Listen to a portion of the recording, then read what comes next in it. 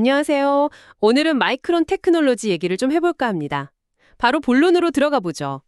지난 1년 동안 주가가 무려 80% 넘게 올랐어요. 네, 엄청난 상승이었죠. 같은 기간 S&P 500이 20%도 채 못 오른 걸 생각하면 이건 정말 눈에 띄는 움직임인데요. 도대체 마이크론에 무슨 일이 있었던 걸까요? 네, 정말 인상적인 퍼포먼스였습니다. 아시다시피 마이크론은 D램과 낸드 메모리 칩 분야에서 뭐랄까 세계 시장을 이끄는 핵심 기업 중 하나잖아요. 그렇죠. 그런데 이 메모리 반도체 시장이라는 게 원래 좀 부침이 심해서요. 마이크론도 대표적인 경기 순환주로 알려져 왔습니다. 좋았다가 또 안 좋았다가를 반복하는 거죠. 맞아요. 경기를 엄청 타는 산업인데 최근에 이 상승세는 어쩐지 좀 다른 기대감이 반영된 것 같기도 하고요. 네, 그런 면이 분명히 있습니다. 그래서 오늘 저희는 마이크론의 현재 위치가 어떤지, 최근에 보여준 그 극적인 실적 변화는 무엇인지, 그리고 역시 빼놓을 수 없는 이 AI 열풍 속에서 마이크론의 미래는 과연 어떻게 될지 좀 깊이 있게 들여다보려고 합니다. 네, 좋습니다. 가장 궁금한 건 역시 이거겠죠. 그래서 1년 뒤에 마이크론 주가는 어디쯤 가 있을까? 여러분도 저희와 함께 그 가능성을 한번 탐색해 보시죠. 아주 흥미로운 질문에서 시작하는군요. 먼저 마이크론이 지금 시장에서 정확히 어떤 위치에 있는지부터 짚고 넘어가면 좋을 것 같습니다. 좋습니다. 현황부터 보죠. 2025년 2분기 기준으로 보면 D램 시장에서 마이크론 점유율이 한 22% 정도 되더라고요. 삼성전자 약 33.5% 하고 SK 하이닉스 약 38.2%. 다음 3위죠. 네, 3위입니다. 랜드 쪽은 좀 더 낮아서 13.3%, 키옥시아는 13.5%, SK그룹은 21.1%, 삼성전자 32.9%에 이어서 4위고요.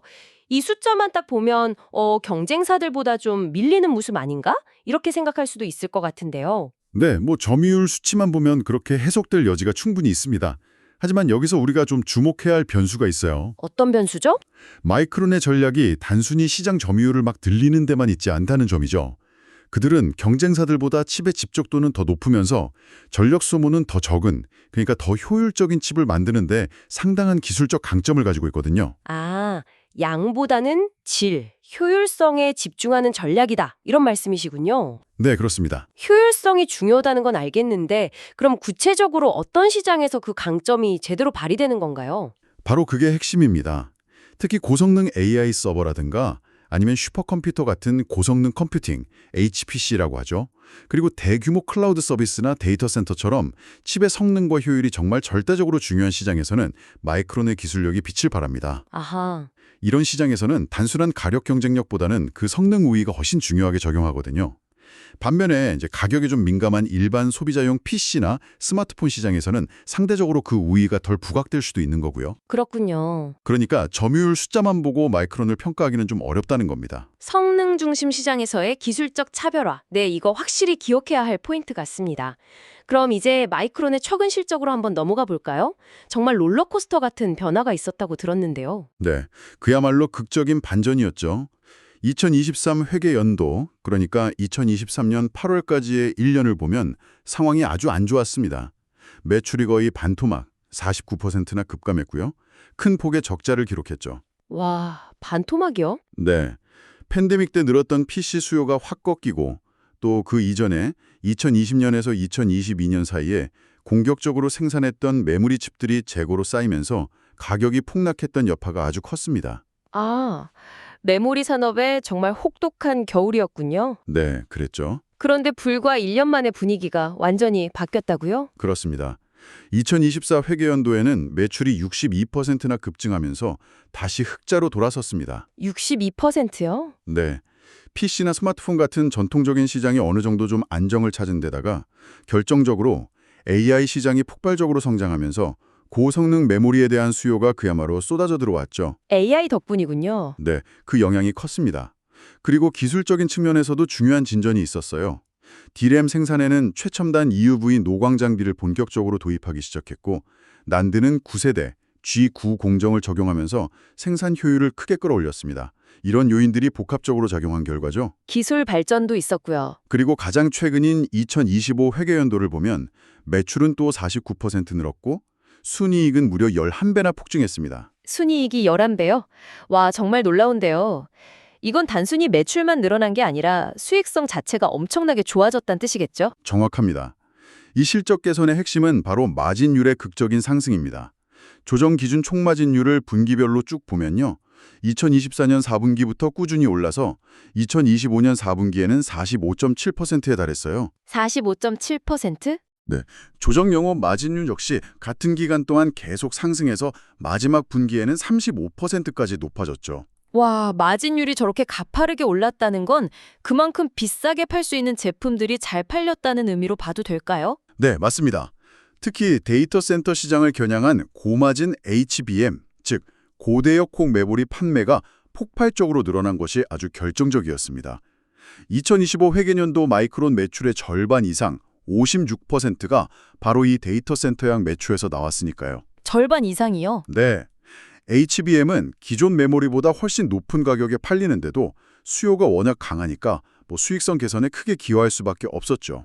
여기에 또 미국의 CHIPS 액트를 통한 보조금 확보라든가 내부적인 비용 절감 노력도 힘을 보탰고요. 그렇군요. 이 과정을 보면 메모리 사이클을 얼마나 빠르게 상승 국면으로 전환될 수 있는지, 그리고 HBM 같은 특정 고부가 가치 제품이 판도를 어떻게 바꿀 수 있는지 이걸 명확히 알 수 있습니다. 정말 드라마틱한 회복과 성장이네요.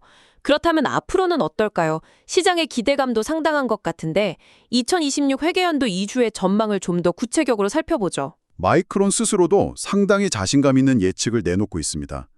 2026 회계년도 1분기 예상치를 보면요. 매출은 전년 동기 대비 43.5% 증가하고 조정 총 마진율은 50.5%에서 52.5% 사이를 기록할 것으로 보고 있습니다. 마진율 50%를 넘어서겠다? 네, 이 목표치 자체에서 현재 강한 모멘텀에 대한 확신이 엿보이는 거죠. 대단한 수치인데요. 외부 분석가들의 시각도 비슷한가요? 네, 시장 분석가들 역시 2026 회계연도 전체에 대해서 매우 긍정적인 전망을 내놓고 있습니다. 매출은 42%, 조정 주당 순이익 EPS는 거의 2배, 99% 가까이 증가할 것으로 예상하고 있죠. 이익은 거의 2배? 네, 마이크론 내부적으로도 2025년 하반기 동안 모든 주요 시장에서 고객사들의 재고 수준이 건전하게 유지될 것으로 보고 있고요. 더 나아가 2026년에는 업계 전반적으로 D램 공급 부족이 더 심해지고 낸드 시장 상황도 계속 좋아질 것으로 예측하고 있습니다. 공급 부족 심화요? 네, 이런 성장의 중심에는 여전히 HBM과 데이터 센터용 SSD 수요를 견인하는 AI가 있을 것으로 보고 있고요. 결국 AI가 계속해서 강력한 성장 엔진 역할을 할 거라는 거군요. 이런 성장을 뒷받침하려면 생산 능력 확대도 필수일 텐데요. 맞습니다. 그래서 마이크론은 2026 회계연도에 설비 투자, 즉 자본 지출, 캐펙스를 더 늘릴 계획입니다. 2025 회계연도에 138억 달러를 투자했는데 이것보다 더 많은 금액을 투입해서 최신 1감마, 원감마 공정 기반의 D램 칩 생산을 본격적으로 확대할 것으로 보입니다. 1감마 공정이요? 그게 현재 주력인 1베타 공정보다 더 진화한 기술인가 보죠? 네, 그렇습니다. 1감마는 현재의 1베타, 1베이타보다 더 미세하고 전력 효율이 높은 차세대 메모리 제조 기술입니다. 아하, 마이크론은 최신 일방 D램은 이 1감마 공정으로 전환하고 HBM처럼 계속 수요가 많은 제품은 현재의 1베타 공정을 활용해서 생산을 지속하는 투트랙 전략을 펼칠 것으로 보입니다. 네. 이렇게 대규모 투자를 계획한다는 것 자체가 앞으로도 AI를 중심으로 한 첨단 메모리 수요가 강력하게 지속될 것이라는 마이크론의 강한 믿음을 보여주는 증거라고 할 수 있겠죠? AI가 가져올 장밋빛 미래에 대한 확신이 우직해지네요. 하지만 늘 발목을 잡았던 질문이 있죠. 메모리 산업의 고질적인 주기성 말입니다. 이렇게 좋은 시절이 계속 돌 수 있을까요? 장기적인 관점과 현재 주가 수준은 어떻게 봐야 할지 궁금합니다. 아주 중요한 지적이십니다. 실제로 분석가들은 2027 회계연도에 접어들면 마이크론의 성장세가 다소 둔화될 것으로 보고는 있습니다. 매출 증가율은 9%, 조정 EPS 증가율은 10% 수준으로 낮아질 거라는 예측인데요. 역시나 사이클은 피할 수 없는 걸까요? 그런데 여기서 한 가지 좀 짚고 넘어가야 할 점이 있지 않을까요? 어떤 점 말씀이시죠? 과거에 AI 관련 기업들의 성장 예측이 크게 빗나갔던 사례들도 있었잖아요. 예를 들면 엔비디아나 브로드컴 같은 경우 AI 붐 초기에 분석가들이 그 폭발적인 성장세를 제대로 예측하지 못했었죠. 네, 정확합니다. 그런 사례들이 있었죠. 예측 모델이라는 게 아무래도 과거 데이터에 기반하는 경향이 있는데 AI처럼 완전히 새로운 패러다임이 등장했을 때는 그 예측이 틀릴 가능성도 배제할 수는 없습니다. 그렇죠. 마이크론에 대한 2027년 성장 둔화 예측 역시 지금 시점에서는 합리적인 추정일 수 있지만 이것을 절대적인 미래로 받아들이기보다는 하나의 참고 시나리오로 보는 것이 맞을 겁니다. 그렇다면 이런 질문을 던져볼 수 있겠네요. 혹시 이번 AI 혁명은 과거와는 달라서 클라우드와 AI 시장의 구조적인 성장이 메모리 산업의 사이클 자체를 좀 바꿔놓을 수도 있지 않을까요? 네. 그러니까 하강 국면이 오더라도 예전만큼 깊지 않거나 아니면 상승 국면이 훨씬 더 길게 이어질 가능성은 없을까요? 바로 그 점이 현재 시장의 가장 큰 관심사 중 하나입니다. 만약 AI가 가져온 수요 증가가 일시적인 붐이 아니라 구조적인 변화이고 이것이 메모리 사이클의 진폭을 줄이거나 주기를 길게 만든다면 마이크론의 가치를 평가하는 방식도 달라져야 할 겁니다. 현재 마이크론 주가는 향후 12개월 예상 실적 기준 주가 수익 비율, 즉 포워드 PE로 보면 약 12배 수준에서 움직이고 있거든요. 12배요? 네. 만약 말씀하신 대로 AI 덕분에 성장 사이클이 예상보다 길게 또 강하게 이어진다면 현재의 12배라는 PE는 여전히 매력적인 수준, 다시 말해 저평가 상태로 볼 여지도 충분히 있다는 거죠. 저평가 가능성이라 만약 그런 시나리오가 현실화된다면 주가 상승 여력은 어느 정도나 될 수 있을까요? 물론 예측은 어렵겠지만 대략적인 그림이라도 그려볼 수 있을까요? 어디까지나 가상 시나리오지만 한번 계산해 볼 수는 있겠습니다. 예를 들어서 마이크론이 향후 2년간 현재 분석가들의 실적 예측치를 달성하고 2027 회계연도가 시작될 무렵 대략 2027년 9월쯤에도 시장이 여전히 긍정적인 전망을 유지하면서 선행 P 15배 정도를 부여한다고 가정해보죠. 네, 15배로. 이 경우 앞으로 1년 동안 주가는 현재 수준에서 약 50% 정도 추가 상승할 잠재력이 있다는 계산이 나옵니다. 50% 추가 상승이요? 네, 이는 당연히 S&P 500 지수의 평균적인 상승률을 훨씬 웃도는 수준이죠. 물론 이 시나리오는 AI 주도 성장의 지속, 마진율 유지 등 여러 가지 가정이 충족되어야만 가능합니다. 그렇군요. 자, 그럼 이 모든 분석이 지금 이 이야기를 듣고 계신 여러분께는 어떤 의미일까요? 결국 핵심은 AI가 촉발한 고성능 메모리 수요의 지속성에 대한 판단인 것 같습니다. 맞습니다. 만약 이 강력한 수요가 앞으로도 계속될 것이라고 믿는다면 마이크론의 주가에는 여전히 매력적인 상승 기회가 남아있다고 해석할 수 있겠죠? 물론 메모리 산업 고유의 변동성은 항상 투자 결정 시 중요한 고려사항이 되어야 할 거고요. 네, 맞습니다. 오늘 이야기를 좀 요약해보면 마이크론은 힘든 시기를 지나서 극적인 실적 반등에 성공했고 현재 AI와 HBM이라는 강력한 엔진을 달고 순항 중입니다. 네. 시장 점유율 숫자 자체는 경쟁사들에 비해 낮지만 고성능, 고효율 칩 분야에서는 뚜렷한 기술적 차별성을 가지고 있죠.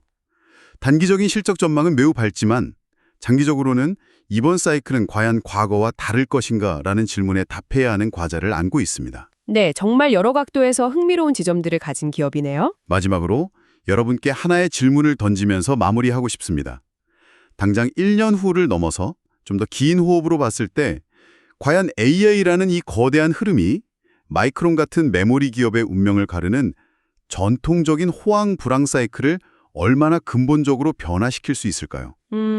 정말 이번에는 다르다고 말할 수 있을까요? 아니면 결국은 더 큰 파도가 치는 같은 바다일 뿐일까요? HBM과 같은 특정 기술의 뜨거운 수요와 메모리 산업 전체를 관통하는 거대한 사이클 사이의 복잡한 관계에 대해 한번 깊이 생각해 보시면 앞으로 시장을 보는 눈이 더욱 넓어지실 거라 생각합니다.